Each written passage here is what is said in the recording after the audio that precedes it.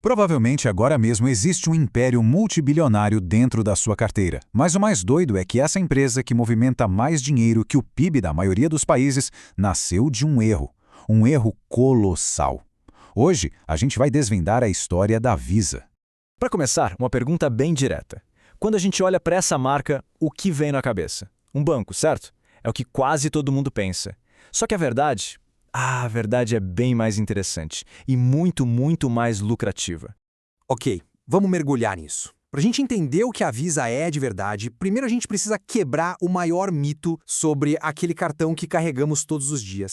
Muita gente acredita que a Visa emite os cartões e empresta o dinheiro. Isso é mito. O fato é que a Visa é uma rede de tecnologia. Pensa nela como se fosse o sistema operacional invisível que conecta bancos, lojistas e clientes. E o mais importante de tudo, ela não assume o risco se alguém não pagar a fatura. Esse risco, o calote, é inteirinho do banco que emitiu o cartão. Então, como é que essa rede global surgiu? Pois é, não foi por causa de um plano genial, não. Foi por causa de uma falha quase catastrófica lá em 1958, que custou uma fortuna. Naquela época, crédito era um caos. Cada loja tinha o seu próprio cartão. Foi aí que um gerente do Bank of America, Joseph Williams, teve uma ideia que parecia maluca: criar um cartão universal. E o laboratório para esse experimento foi a cidade de Fresno.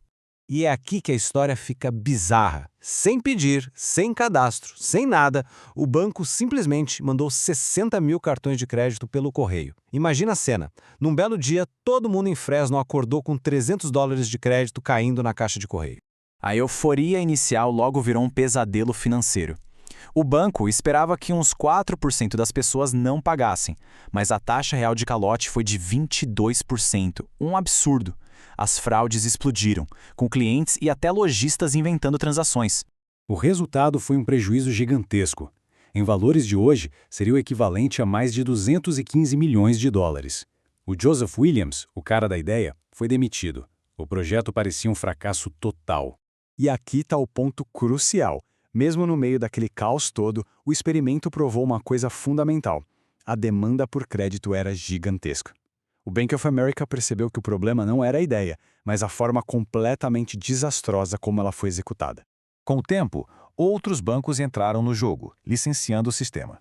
Só que a complexidade aumentou tanto que a rede quase entrou em colapso. Isso até um homem que, pasme, odiava cartões de crédito ser contratado para consertar a bagunça. D-Rock era um estudioso da natureza.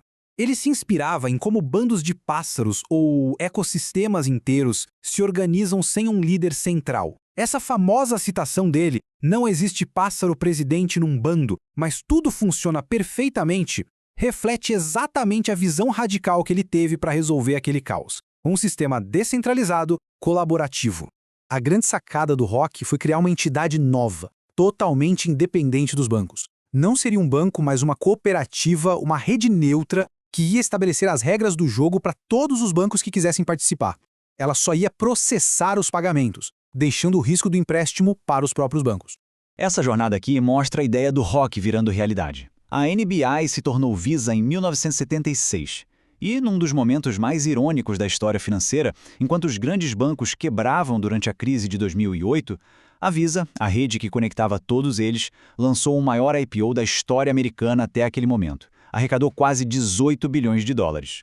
Mas por que os investidores correram para comprar ações da Visa enquanto o mundo financeiro desmoronava? Porque, finalmente, o mercado entendeu o modelo de negócios quase perfeito que o D-Rock tinha criado. Funciona assim, ó. Numa compra de R$ 100, o lojista paga uma taxa. A maior parte vai para o banco que emitiu o cartão, porque é ele quem assume o risco do calote. Outra parte vai para o dono da maquininha. A Visa fica com uma fatia minúscula, centavos. O segredo não está no valor, mas no volume de bilhões e bilhões de transações. Esse modelo de negócio tem 4 vantagens principais que o tornam tão poderoso. Ele é infinitamente escalável, com margens de lucro absurdamente altas, risco de crédito zero e, claro, o poderoso efeito de rede, que torna a empresa mais valiosa a cada novo usuário e a cada nova loja que a aceita. Hoje, a Visa é um titã, mas não está parada no tempo. Ela está usando sua rede para ir muito além do plástico que a gente tem na carteira. A meta é ser a infraestrutura para todo e qualquer tipo de movimentação de dinheiro. A estratégia é ser a rede das redes. Com o Visa Direct, eles agilizam pagamentos para trabalhadores autônomos. Estão atacando o mercado gigantesco de pagamentos entre empresas, que, acredite se quiser, ainda usa muito cheque.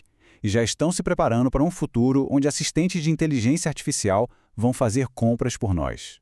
Só que a maior ameaça à Visa hoje não é a tecnologia, é a política. No mundo todo, estão surgindo processos antitrust e leis que buscam quebrar o que muitos enxergam como um duopólio com a Mastercard. O grande desafio é saber se a inovação da empresa consegue correr mais rápido que a caneta dos reguladores. E assim a gente fecha essa análise sobre o império acidental da Visa, uma empresa que nasceu de um erro, foi construída sobre uma ideia radical inspirada na natureza e que agora enfrenta seus maiores desafios não na tecnologia, mas na política. Se essa análise trouxe alguma ideia valiosa, considere se inscrever no canal e deixar seu like. Um forte abraço e até a próxima.